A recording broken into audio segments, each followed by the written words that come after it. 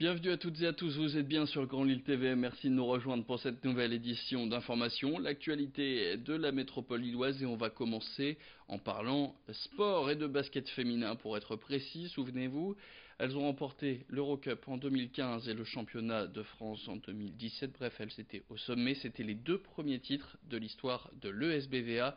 Deux titres en grande partie dus à un homme, Frédéric Dussard, le coach de cette équipe. Mais cette saison aura peut-être été celle de trop après une nouvelle défaite le week-end dernier. L'entraîneur nordiste a donc quitté le Palacium. Il a depuis été remplacé par Rachid Méziane, ancien entraîneur de Montpellier, entre autres.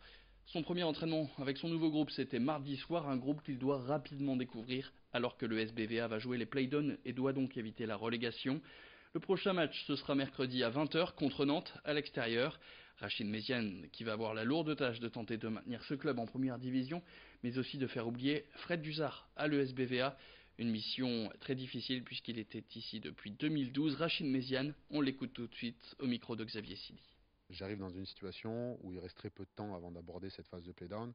Je sais que je ne vais pas pouvoir tout révolutionner, je sais que je ne suis pas magicien non plus. Je vais beaucoup m'attacher aux aspects défensifs du jeu, voilà, parce que je pense que ça peut être une des clés. Voilà, et je pense qu'on a une équipe pour pouvoir être très agressif, très intense pendant 40 minutes, parce qu'on a la qualité, en tout cas, d'avoir 11 joueuses aujourd'hui pour jouer contre des équipes qui auront des effectifs plus réduits. Et puis la défense, on se met vite en confiance. Dire, voilà, quand on est sur des stops défensifs, on emmagasine de la confiance et on est tout de suite plus à l'aise en attaque. Donc voilà la stratégie que je vais essayer en tout cas d'apporter. Villeneuve, ensemble. Depuis lundi, c'est donc le début des vacances. Et depuis le début de la semaine, on essaye de vous proposer plusieurs idées sorties dans la métropole lilloise pour vous et vos enfants. Mais voici une nouvelle idée plutôt originale, direction la ferme, mais en plein cœur de l'île.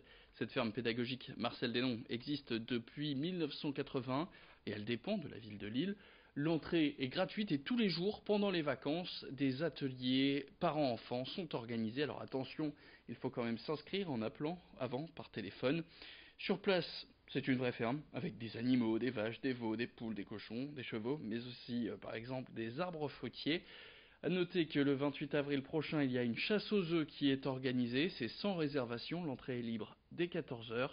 Lucille Constant a rencontré Anne-Sophie Bougnou, elle est responsable de cette ferme pédagogique. On l'écoute. Donc ça peut être des ateliers de découverte de la ferme avec nourrissage des animaux. Ça peut être également des activités manuelles, donc toujours en rapport avec la ferme bien évidemment, du type fabrication de pots à crayon en forme d'animaux. L'atelier inclut toujours une visite de la ferme. Également en début de matinée, vers 10h, aux alentours de 10h, il y a la sortie des animaux puisqu'on met les animaux en pâture pour la journée. Et ils sont rentrés vers 17h, 16h30, 17h. Donc ça permet aussi aux gens de voir passer les animaux de plus près. Et c'est toujours un moment impressionnant quand on voit notamment rentrer les vaches en fin de journée. Piotré des sorties à Lille sur le quai de la Citadelle, le théâtre du Petit Jacques a réouvert ses portes avec de nouveaux spectacles pour 2019. En tout, 15 vont être à l'affiche et 119 représentations vont se succéder. Depuis 1991, ce théâtre du Petit Jacques perpétue la tradition des marionnettes à gaines.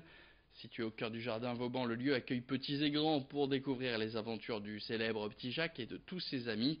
Les personnages et les spectacles évoluent d'année en année.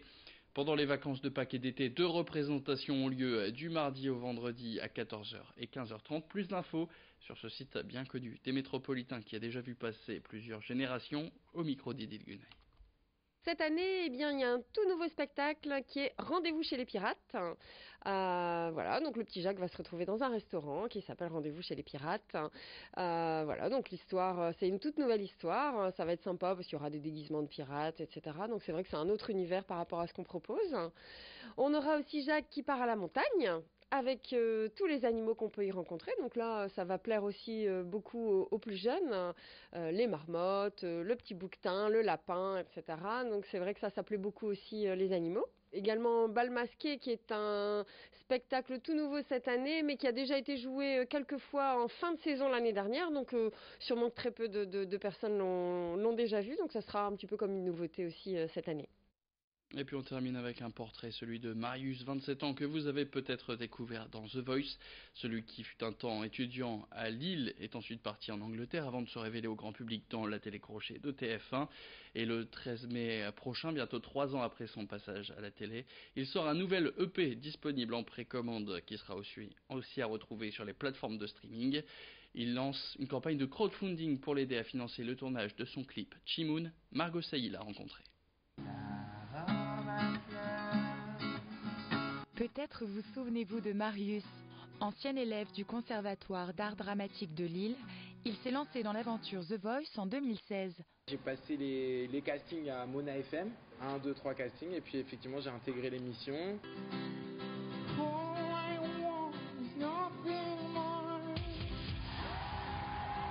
En fait, ça a été un tremplin dans ma vie professionnelle, on va dire, parce qu'à ce moment-là, je me suis dit, bah écoute, c'est possible d'y arriver, en tout cas, t'es pas mauvais. Si l'aventure l'amène en quart de finale, l'après The Voice fut plus compliqué pour le jeune homme. Je crois que j'ai pas fait les bonnes rencontres, surtout, c'est surtout ça. Une remise en question qui pousse Marius à partir. J'arrive en Corse vraiment dans l'idée de, en tout cas, faire un bon break avec la musique, voire arrêter, parce que c'était quand même 2 années assez douloureuses. Mais là, du coup, j'avais 1 an de travail, donc j'avais déjà 6-7 morceaux, dont un titre qui s'appelle Banane, que j'adore. L'homme est un singe qui n'aime plus les bananes. Je te creuse les ménages. Plus forte que jamais, sa passion reprend le dessus et le pousse à réaliser son 2e clip, Banane. Je reviens de Corse avec ce clip et je me dis bon allez on y va. De toute façon, j'adore ce métier donc je vais essayer d'en vivre, je vais essayer de faire des projets, avancer. En mai, Marius va sortir son premier EP, Chimoun. Aidé par son ami et producteur Lobson, ils ont dernièrement lancé une levée de fonds. En gros, l'idée, c'est de démarcher la maison de disques de Stromae, qui s'appelle Mozart. C'est la maison de disques qu'il a créée en 2009.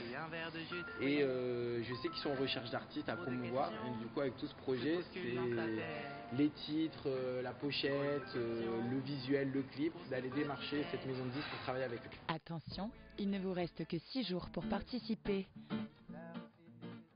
Et c'est la fin de cette édition. Merci à tous de l'avoir suivi. L'info revient dans le prochain quart d'heure sur Grand Lille TV. D'ici là, je vous laisse avec vos prévisions météo.